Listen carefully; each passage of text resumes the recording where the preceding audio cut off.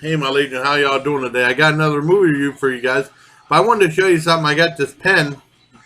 I don't know if I showed it before in another video from the VA, and it's pretty cool. Like they have like gadget pen to the gadget pen, and you open this up, it has information about the VA, and then on the other side, I'll show you the other side. I think it's pretty cool. See, isn't that cool? Well, anyways, I got like a triple threat review from uh, Netflix. Even though my friend Tony, I asked my friend Tony just put two movies on there, and then I ended up seeing one that was an extra one that was kind of like similar to the other one. So, but I'm not gonna, I'm just gonna leave the thumbnail the way it is. And the thumbnail has two movies on it: Scary Movie 5 and Expendables 3. But I also saw Haunted House 2. I mean, I think those. They said those two are supposed to be similar. Well, anyways, Scary Movie 5. I mean, it's easy because I can break down the movie in three parts. Since it's on Netflix, I can tell you the time frame. The first 18 minutes were pretty bad. And then there was a scene with Snoop Dogg and some other guy. And they were going back and forth by a cabin in the woods. I would roll my eyes. That was really terrible. And before that, they had Charlie Sheen and Lindsay Lohan in the scene together. And then when they showed them in bed having sex and stuff like that, and that they completely copied Scary Haunted House 2, or Haunted House 2 copied them. I'm not sure, but it was pretty bad regardless. I mean, it was just lame. Now, and then the movie revolves around Charlie Sheen gets killed, and then his kids are left up for adoption. These guys adopt them. And they're like wild animals pretty much.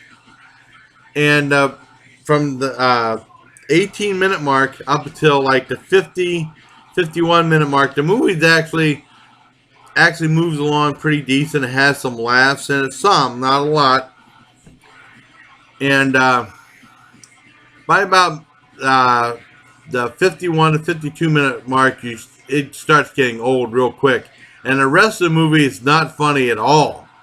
Except for like there's a lesbian scene between the two girls, and they have like some sexual references that are like acted out in a certain way. Like they show they show like it's like in a sex scene they'll show like the 4th of July or something like that, or like a train going in a tunnel.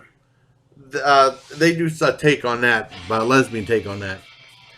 And the way the horror is resolved at the end of the movie is really pathetic. And it's set up pretty much like Paranormal Activity, but from the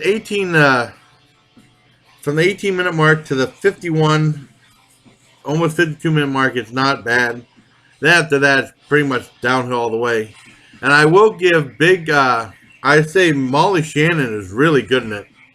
She really does the physical comedy to a halt. That's pretty cool. And it's weird because it ends and there's like 14-minute ending credits. Some of them have bloopers on them, but I thought the bloopers would be good, but the bloopers were kind of bad too. And I don't know. I mean, it's weird because I'll tell you the whole history of the scary movies. The original Scary Movie came out. It was a big hit. I wanted to see it. And we didn't go to the movies that much because in the 90s we went to the movie theater all the time. Around 2000 we started slowing down. I went to the movie theater a few times, but not as much as we used to. And but then I rented it from the Albion rental store before it went out of business. And this is before the final cut came about. I think that was the last movie we rented from there, or else that, or Hondo on VHS. And I think the last business I did, I bought Force 5, I think. It's either buying Force 5, renting Hondo, or renting Scary Movie, the last thing I did. I'm pretty sure it was renting Scary Movie because that was a recent movie they had. And I really enjoyed it. And it was with the Wayans brothers, and it was R-rated, and it was like tried to be really outrageous. And as far as the other scary movies. I saw them on Secret Stash on Comedy Central, and they usually show movies uncut. And I saw a Scary Movie 2 on there, and that was another R-rated movie that's done by the Wayans, and that was really good. I enjoyed that too. And then they completely changed. The Wayans brothers were no longer involved with the scary movies. It was Dave Zucker and Pat Proft. But usually it used to be Neil Israel and Pat Proft who did the movies. But uh, they had a lot of celebrities, just like they had some celebrities in Scary Movie 5 too.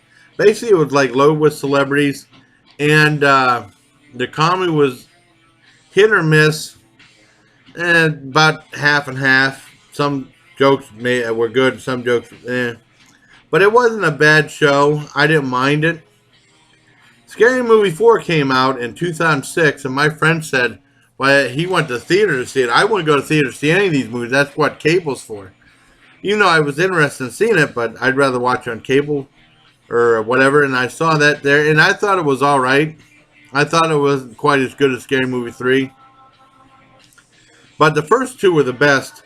Now, Scary Movie 5 came along, and that's got to be the worst of the lot. And also, the one thing that the critics liked in Scary Movie 3 and 4 was Anna Faris was in it. And she wasn't in this one because she's in some show on CBS with, Janning. I can't remember her first name. But, I mean, Scary Movie 5, for like about a half hour, was really good. And then after that, it just was pretty lame. So I have to give that a 4 out of 10. That's about as good as I can get. But that, I mean, like I said, from the 18-minute to 52-minute mark, it was pretty good. And then, you know, ugh. Except for that lesbian thing. The lesbian thing was all right. Now, Haunted House 2 was, I never saw Haunted House 1. Is the Wayans brothers, I think that's their version of trying to do Scary Movie franchise again. And they even mention it in the movie. They jot down some stuff. It says, don't leave don't do any more scary movies without the Wayans brothers. Those movies suck, or something like that. And basically, it was kind of like the same thing I take on Paranormal Activity, but this one was the jokes were played better, and there were some funny parts in it, some very dirty parts because it was R-rated. But I mean, I will say that I hate Cedric the Entertainer. He was in it. Oh, and also in Scary Movie 5. Cat Williams in it. I hate Cat Williams, and he was really lame in it. And like I said, Cedric the Entertainer was real lame in Scary Movie 2. I mean, Haunted House 2. But Haunted House 2 I thought was much better than the other one. I'd probably give that a very mild 7 out of 10 just because of how much conviction Marlon Wayans had and really making that character over the top and really giving it his all for the jokes. But I thought that was much raunchier, and that's what it needs. I think the scary movies need to be raunchier.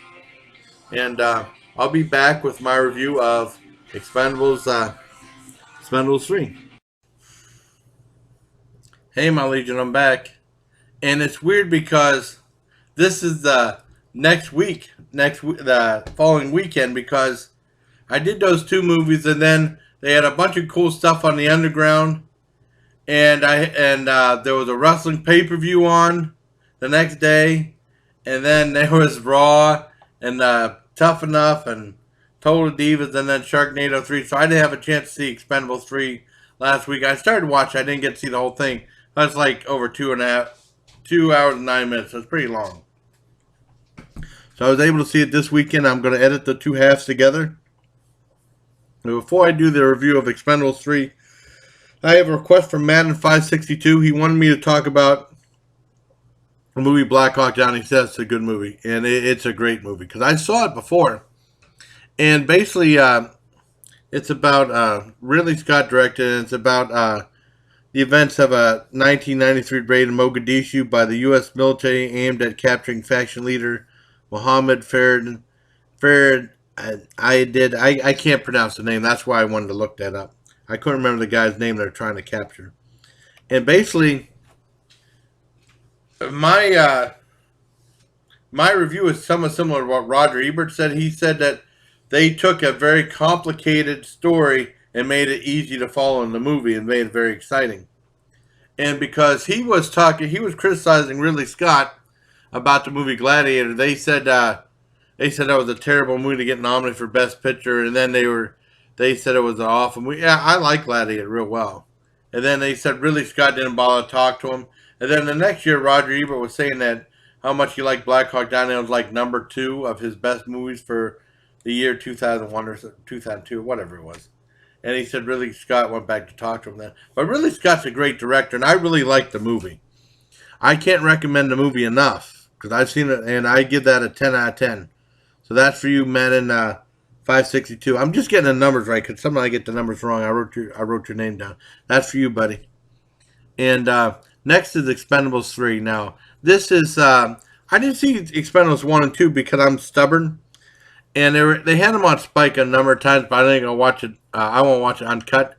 And I just never got around to seeing the first 2. I want to see them. And I love the whole gimmick of having like every action star ever being in a movie. And in this one, Sylvester Stallone did not want to work with Bruce Willis because Bruce Willis is an incredible pain in the ass to work with. I remember reading about how bad he was in Kevin Smith's book. And he said he puts the director through hell. And Stallone said, I'm not working with that guy again. And basically, this movie starts out with at least 4 of the guys. And they go to capture, not capture, to get Wesley Snipes out of jail. And they do that, and they make a whole big thing, and then they go on this other mission, and Harrison Ford's in, and they find that Mel Gibson's still in the picture. And Sylvester Stallone hates the guy's guts, and they were friends and stuff, but now they're enemies. And they go on this thing, they go on this mission and stuff like that, and then Terry Crews gets shot and injured. And is in the hospital, and then Sylvester Stallone says, I don't need you guys anymore. Why don't you guys take a break? I don't want you guys getting killed. So him and Kelsey Grammer end up going looking for a bunch of young kids. And I don't know any of these guys except for MMA fighter Ronda Rousey, who's very nice looking. She gets in there. And I think that's the first strong female in there. And they show her fighting, but in this bar, like a disco type bar, but they screw up the fight because with a quick cutting, and then they show the strobe lights, the fight looks like shit. They really screwed up the way they did the fight in there. But I don't want to give away a whole lot more. I will say that a problem with a lot of these action films is you never get the sense like their guys are in ever any danger. They just kick ass, and then the movie's over with. That's kind of the case here, but it's pretty damn cool anyways. I really enjoyed this. I give this an 8 out of 10. For Expendables 3. It's pretty good. I think it's the first one that was in PG-13, and some critics were saying it would have been better if it would have stayed R, like the other 2 movies. But I got to check out the first 2 Expendables. I really got to check it out. And also I saw a movie called Serial Killer Culture, which my sister recommended to me. And it's about guys that collect memorabilia surrounding serial killers called murderabilia. They don't like using that term. And they go through a bunch of people, including musicians, art dealers, collectors, and then it's weird that they go to this filmmaker and he talks about his movies and stuff like that, and he's the guy that directed and pretty much did the whole movie, so he did an infomercial about himself in his own movie he directed, which is kind of weird.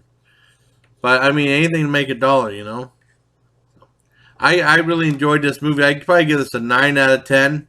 It's very entertaining. It's on Netflix. It's a documentary called Serial Killer Culture. So, there you have my reviews. I hope you enjoyed this video. And until next time, bye, please. Take care, my legion.